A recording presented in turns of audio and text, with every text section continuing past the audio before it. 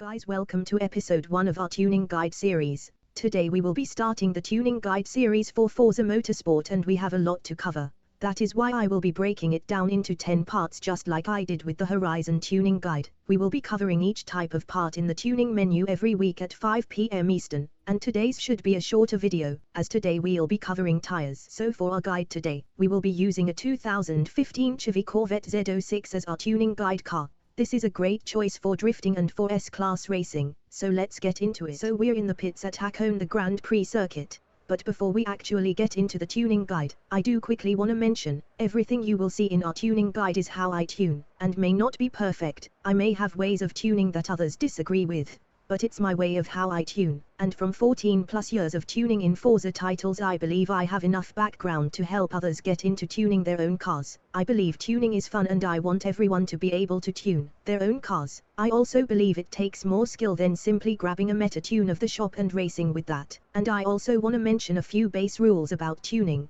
1. You should not tune on just one track. You should be tuning on multiple different tracks with different conditions if you're really shooting for a perfect tune. 2. It will take some time to learn. It doesn't happen after 2 or 3 cars. As you tune you become better at it. You start learning body types, drivetrains and power. You start understanding how aero affects different cars. It is a process, but I think it's one of the most fun aspects of Forza. And 3. Don't let anyone tell you a tune is air quotes wrong. Everything in tuning has ups and downs, pros and cons. At the end of the day it's not the tune that makes you fast or better, it's the skill you gain through tuning and driving. Tuning is essential, but without the skill you can have the fastest, most meta tune, and still come in last if you're driving off the track and sliding around everywhere. But so let's get into tire pressures. Tire pressures are a very important part of tuning. If you're too high the tire won't get hot enough, won't be sticky to the road, and might cause you to slide out a bunch. If the tire pressure is too low, specifically in Forza Motorsport, it will get too hot. It won't have as much grip as it could, and might cause you to burn your tires quickly, as well as sliding out. Now I don't actually tune from the tire temps, but I will show you how to,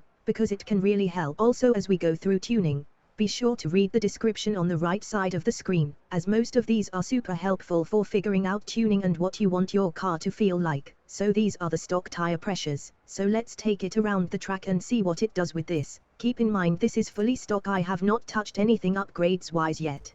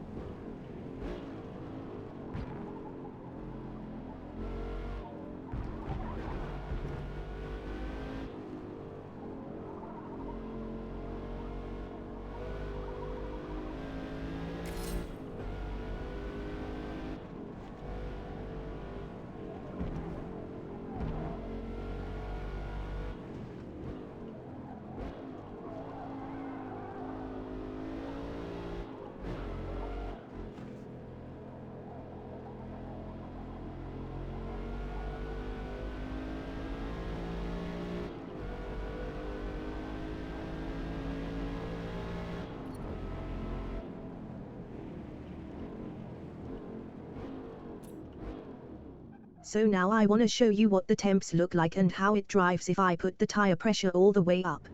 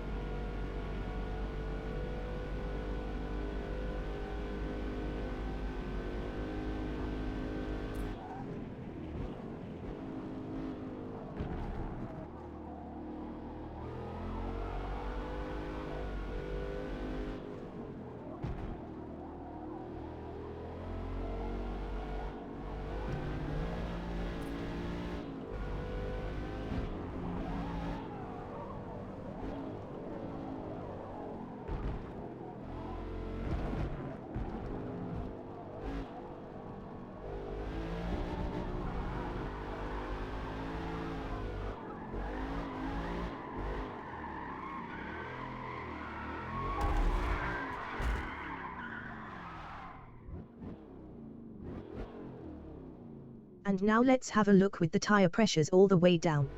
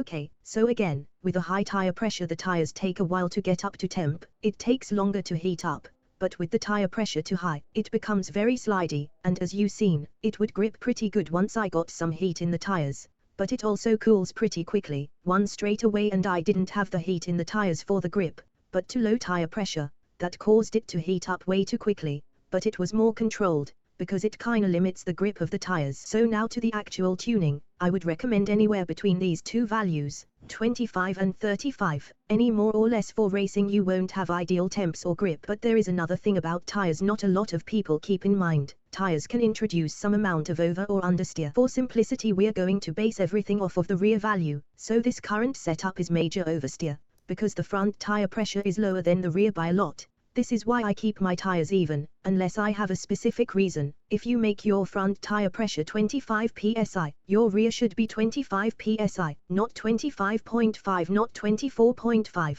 This is just to keep things in balance, so I'll show you this now.